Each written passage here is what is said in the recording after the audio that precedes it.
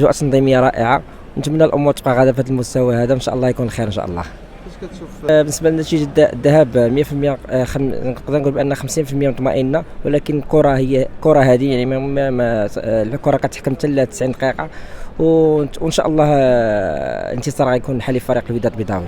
فات كيف شفتي الماتش ديال لا ليغ كان شويه صعيب، ولكن الحمد لله داك البيت ديال بوهره اللي نفسنا. المسانده الجماهيريه ما نحتاج نوصل الجمهور ديال الوداد هو الرقم واحد عالميا. اللي كنتمنى هو اللاعبين ما يتسرعوش، حيت كاين فرق بين التسرع وبين السرعه. هدف ان شاء الله غادي يجي غيجيب قوه الجمهور بعزيمه اللاعبين، كونسونطراسيون دازت مزيانه في الرباط. ان شاء الله كلنا عزيمه وكلنا امل باش نحققوا اللقب الثاني حتى هو اول مره في تاريخ الفرق المغربيه، ونحققوا اللقب الرابع في تاريخ الوداد بين قوسين الخامس. ما نساوش اللي تسرق منا فرادس. ان شاء الله اليوم المغرب كامل غادي يفرح. كنشكر جميع الجماهير المغربيه اللي مساندانا وحتى اللي ما مسانداناش، خصوصا احد اللاعبين اللي مشى زار الفريق الاهلي رغم انه مغربي الله يسمح ليه.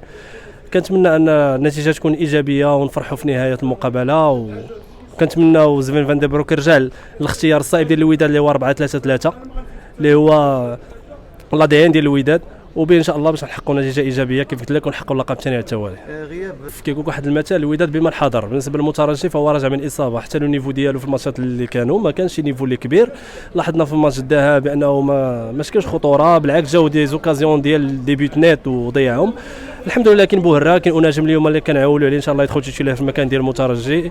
كيف قلت لك الوداد بما انحدر 11 لعاب، واللعابه اللي في الغومبلاسون كلشي غادي يكون قلب واحد وعائله واحده مع الجماهير باش نحققوا المبتغى ان شاء الله. تنتمنى ان شاء الله يكون واحد اللقاء كروي جميل، يكون عرض كروي جميل لا في المدرجات لا في الملعب، وان شاء الله الوداد معروفين النهار الكبير تتكونوا ديما حاضرين ان شاء الله. ونتمنى من الله الكاس الرابعه ان شاء الله نفرحوا الجماهير الوداديه والمغربيه عامه ان شاء الله. كنا محظوظ لان الجزائر خديتها في السوق السوداء، خديتها ب 1000 درهم 1000 درهم. وهذا المصيبه في السوق السوداء، لان تيقول كل واحد ياخذ دو تيكي، نمشي نشريو تما كنت نشوف الناس جابدين 20 ورقه متستفه، يعني ما متيرياش هذا واحد عاطيها، يعني واحد عاطيها لذاك السيتي تاعو. والحمد لله كل شيء باش ما كانت التيكي على الوداد رخيصه، باش ما شريتها رخيصه على الوداد. راهي مقابله صعيبه، كنتمنوا ان الكاس ما تخرجش من كازا، تبقى لنا في كازا الكاس الرابعه ان شاء الله. وكنتمنى لهم حظ موفق ان شاء الله، جميع اللاعبين يكونوا في نهارهم، ويكون ماتش كبير ان شاء الله ويفرحونا كيف ديما.